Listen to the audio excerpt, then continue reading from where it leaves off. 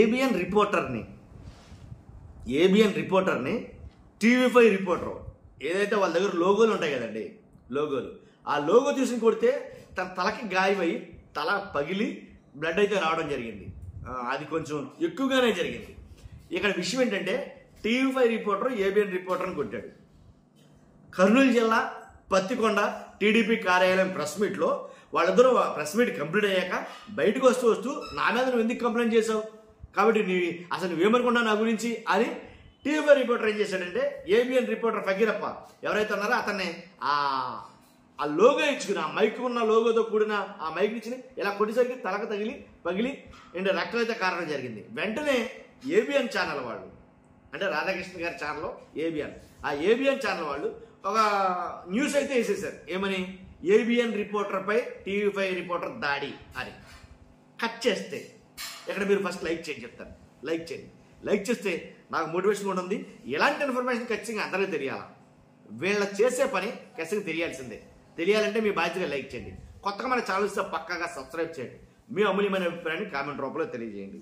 ఇప్పుడు టీవీలో న్యూస్ వచ్చేసింది, ఏబిఎన్ ఛానల్లో న్యూస్ వచ్చింది. ఏమని? ఏబిఎన్ రిపోర్టర్ పైన దాడి జరిగిందని చెప్పేసి. కాబట్టి న్యూస్ వచ్చిన కొద్దిసేపట్లోనే, న్యూస్ వచ్చిన వెంటనే డిలీట్ చేస్తారు మళ్ళీ అదే వీడియోని. ఇదేంటిది అని అనిపించింది. ఎందుకనంటే ఇప్పుడు దాడి జరిగింది అని అన్నప్పుడు మళ్ళీ ఎందుకు డిలీట్ చేయాలి అంటే కనుక ఇదేనండి రాజకీయం, అదే రాజకీయం. అటు టీవీ5 ఛానల్ కానీ ఇటు ఏబిఎన్ ఛానల్ కానీ ఇప్పుడు ఎలా అంటే కొన్ని విలువలు కట్టుబడి ఉంటాయి కొన్ని ఛానల్లో, అలాంటివి ఏమి ఉండవు కొన్ని ఛానళ్ళకి.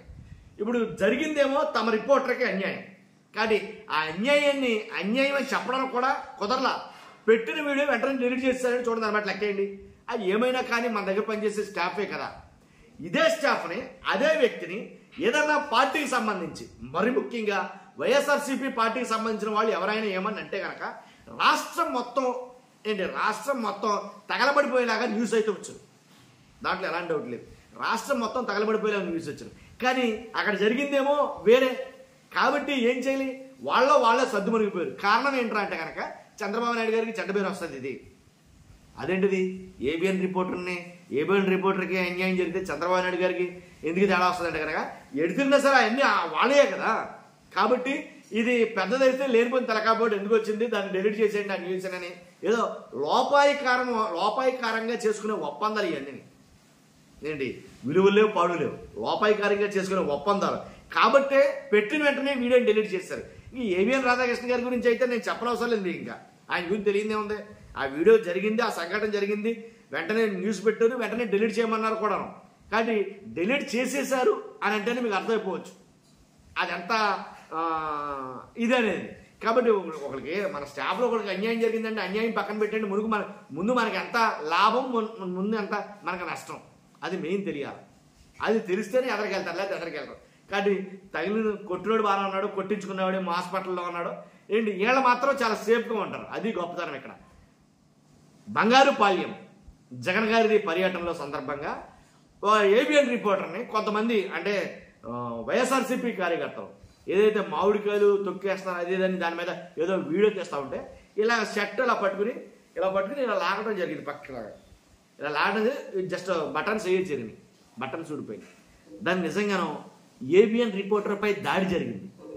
దాడే ఇంకా ఏ లోగోలో లేకపోతే మైకులో ఇచ్చుకుని కొట్టకుండానే ఏబిఎన్ రిపోర్టర్పై దాడి జరిగింది. కాబట్టి ఇది ప్రజాస్వామ్యం మీద జరుగుతున్న దాడి. ప్రజాస్వామ్యం చనిపోయింది. వైఎస్ఆర్సీపీ గోండాగిరి చేశారు. ఇదే కదా న్యూస్. సావడేరాం కట్టుకుని. కాబట్టి అంటే తమకో న్యాయం, ఎదుటోడికో న్యాయం. కాబట్టి ఇక్కడ జరిగిందేంటి? మీకు ఒక లోపాయికర ఒప్పందం కుదిరిపోయింది, ఒక అండర్స్టాండింగ్ కుదిరిపోయింది. కాబట్టి మీరు కామ్ అయిపోయారు. లేకపోతే వీడియో డిలీట్ చేయరు కదా.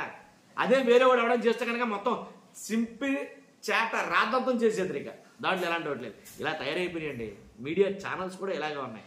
చూస్తున్న మీరు అందరూ కూడా మీ అభిప్రాయం ఖచ్చితంగా కామెంట్ రూపంలో తెలియజేయండి. ఫస్ట్ అయితే లైక్ చేయండి. Thank you very much.